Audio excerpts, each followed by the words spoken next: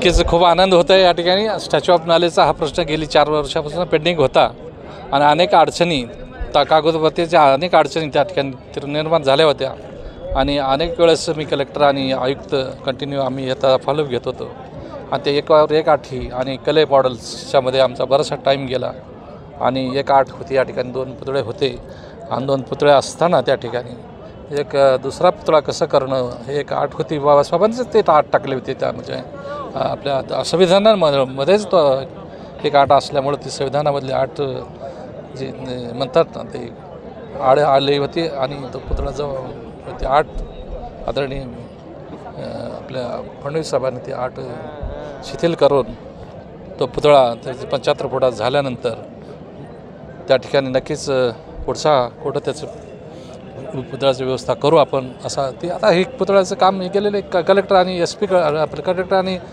आपलं आयुक्ताकडे गेलेलं आहे। हे माझ्या हातात नाही राहिलं आता हे सगळं आता महाराष्ट्र शासनच बघतं आहे आणि महाराष्ट्र शासनाची जागा आहे आता आणि महाराष्ट्र शासन करणार आहे। माझ्या हातात काही राहिलेलं नाही, फक्त मी त्याच्याकडे बघणार आहे, फक्त त्याचा फॉलो घेणार आहे। त्यामुळे हे महाराष्ट्र शासनाला अधीन गेल्यामुळं कलेक्टरच्या अधीन गेल्यामुळं हा तेच सांगतील आता पुढं की हा पुतळा एकदम फास्ट कसा होईल।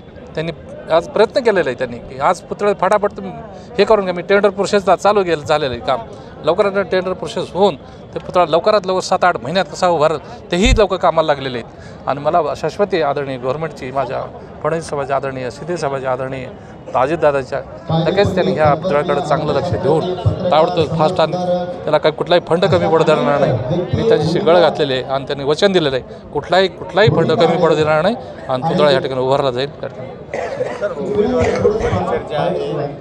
लोकसभेच्या उमेदवारीवरून बरीच चर्चा आहे जी समोर येत आहेत, काय सांगा? देखो ये तो संविधान ने अधिकार दिया है सबको टिकट मांगने का, सब लोग अधिकार है, संविधान ने दिया मांगने का, उनको सबका ये है जिसके नसीब में होगा वो जो है जिसके आगे नसीब में होगा उसको मिल जाएगा।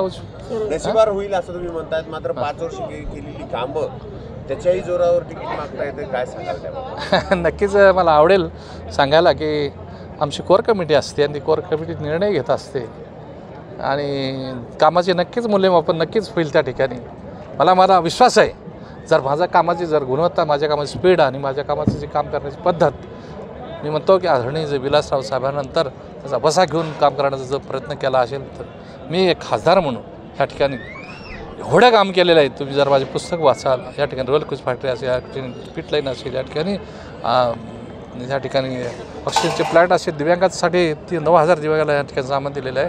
आदरण भरपूर या ठिकाणी रेल्वेचं काम केलेलं आहे, जलजीवनचे मिशनचे कामं केलेले आहेत। तर मला असंही वाटतं की माझ्या कामाच्या मुद्द्यावरती तर माझा पहिला दाबा असेल की खासदारकी मिळवण्यामध्ये नक्कीच आमचे आदरणीय मोदी साहेब, आदरणीय शाह साहेब, आदरणीय आमचे फडणवीस साहेब यावर नक्की विचार करतील। मला शिष्याशिव कार्यकर्त्यांना काय सांगाल, कामाला लागेल सांगतो? बिलकुल आपण थोडंसं वेट करावं, एवढा उत्साहाचे कुठलेही काय करू नये मला असं वाटतं, कारण ही कोणाचा पक्ष नाही, कोणाचा पक्ष नाही, हा पक्ष प्रत्येकाचा पक्ष आहे या ठिकाणी, प्रत्येकाचा पक्षाचा मालक आहे। आमच्या पक्षाकडे एक कोर कमिटी असते आणि सगळ्याचा पक्ष असल्यामुळं, भारतीय जनता ह्या सगळ्याचा पक्ष असल्यामुळं ते 7-8-10 लोक त्याचा निर्णय घेत असतात। एक जण तिकडचं जो फायनल होत असतं, पण आमच्याकडे तसं नसतं। 10 चाळण्या असतात, त्या 10 चाळण्यामधून जो खरोखर चांगला माणूस असेल त्याच माणसाला तिकीट दिलं जातं, सगळं बॅकग्राऊंड चेक केलं जातं। त्यामुळं मला शाश्वती आहे। चला हवा सारखा कार्यक्रम घेऊन लॉन्चिंग केलं जाते असं वाटतंय? मला त्याच्यावर कॉमेंट नाही करायचं साहेब। आता जिल्हाध्यक्षांनी तुमचा उल्लेख केल्यासारखं की पुढचे 5 वर्ष आपणच खासदार राहणार असा उल्लेख केला। जी असं काही ठरलं का कोर कमिटीचं आपले की पुढचे? नाही, कोर कमिटी दिल्लीचे ठरवत असते। आता त्यांनी इथं ठरवलेलं आहे, त्याच्या मनातलं त्यांनी बोललेत आणि नक्कीच पॉझिटिव्ह विचार करून राहू आपण। या पॉझिटिव्ह विचार करायला काय प्रॉब्लेम आहे? ABP माझा, उघडा डोळे बघा नीट।